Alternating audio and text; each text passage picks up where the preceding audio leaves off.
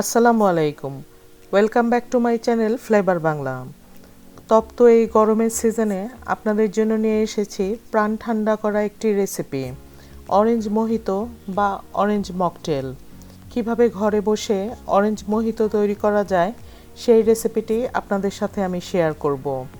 অনুরোধ থাকবে রেসিপিটি শুরু থেকে শেষ পর্যন্ত দেখার জন্য এবং আমার চ্যানেলটিকে সাবস্ক্রাইব করে পাশে থাকা বেল আইকনটিতে ক্লিক করে রাখার জন্য। সারাদিন রোজা রাখার পর এক গ্লাস অরেঞ্জ মোহিতো আপনার মন ও প্রাণকে চাঙ্গা করে তুলবে।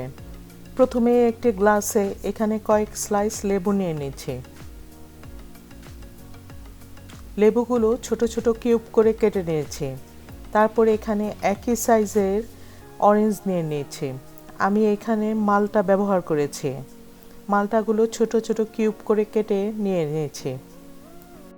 আমি এখানে অরেঞ্জ মোহিতো সিঙ্গেল গ্লাসে তৈরি করে নিয়েছি। আপনারা বড় জাগে তৈরি করে তারপর গ্লাসে সার্ভ করতে পারবেন। তারপর এখানে গ্লাসে আমি কয়েকটি করে পুদিনা পাতা দিয়ে দিচ্ছি। আপনি আপনার টেস্ট মতো পুদিনা পাতা ব্যবহার করতে পারবেন। তারপর একটি মাডলারের সাহায্যে আমি পুদিনা পাতা, লেবু ও অরেঞ্জকে একটু থেতলে নিচ্ছি। আপনাদের কাছে যদি মাডলার না থেকে থাকে তাহলে আপনারা যে কোনো এরকম গোল স্টিলের বা কাঠের বেলুনি দিয়ে এরকম করে থেতলে নিতে পারবেন। মাডলার দিয়ে শুধুমাত্র চেপে চেপে রসটি ও ফ্লেভারটি বের করে নিচ্ছি পুদিনা পাতা, লেবু ও অরেঞ্জে। তারপর এখানে 1 চা চামচ চিনি ইউজ করছি।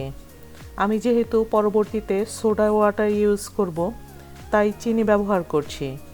তারপরে এখানে 1/4 চা চামচ বিট লবণ দিয়ে দিচ্ছি। বিট লবণ হাতের কাছে না থাকলে রেগুলার লবণও ব্যবহার করতে পারবেন।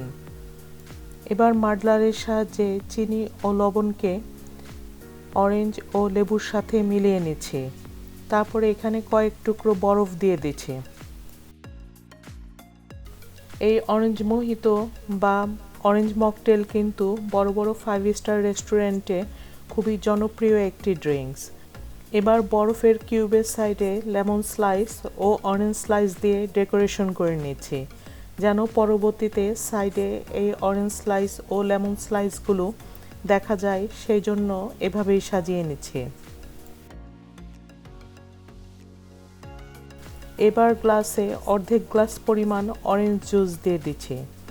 মালটার যে ফ্রেশ জুসটি তৈরি করে নিয়েছি সেই জুসটি কিন্তু আমি এখানে ব্যবহার করছি। তারপর এখানে সোডা ওয়াটার দিয়ে দিচ্ছি বাকি গ্লাসটুকুতে।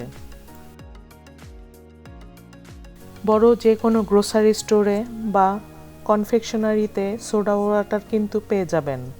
আর সোডা ওয়াটার ব্যবহার করতে না চাইলে আপনারা চাইলে 7 আপ বা স্প্রাইটও ব্যবহার করতে পারেন।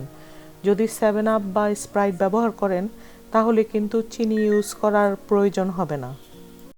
আমার চ্যানেলে আরও বেশ কিছু সামার ড্রিঙ্কসের রেসিপি আপলোড করা আছে। আমি আই বাটনে ও ডেসক্রিপশন বক্সে লিঙ্ক দিয়ে রাখবো, আপনারা দেখে নিতে পারবেন। আশা করছি প্রতিটি সামার ড্রিঙ্কসই আপনাদের কাছে খুবই ভালো লাগবে। আগামীতে আরও অনেক ধরনের সামার ড্রিঙ্কস নিয়ে আসছি আপনাদের জন্য। অনুরোধ থাকবে চ্যানেলটিকে সাবস্ক্রাইব করে আমার পাশে থাকার জন্য এবং বেল আইকনটিতে ক্লিক করে রাখবেন, তাহলে রেসিপি আপলোড হওয়ার সাথে সাথে আপনার কাছে নোটিফিকেশন পৌঁছে যাবে। সবার কাছে অনুরোধ থাকবে চ্যানেলটির ভিডিও অপশনে বা প্লেলিস্টে যেয়ে ঘুরে আসার জন্য। আজকের মতো এখানেই শেষ করছি। সবাই ভালো থাকবেন, সুস্থ থাকবেন। আল্লাহ হাফেজ।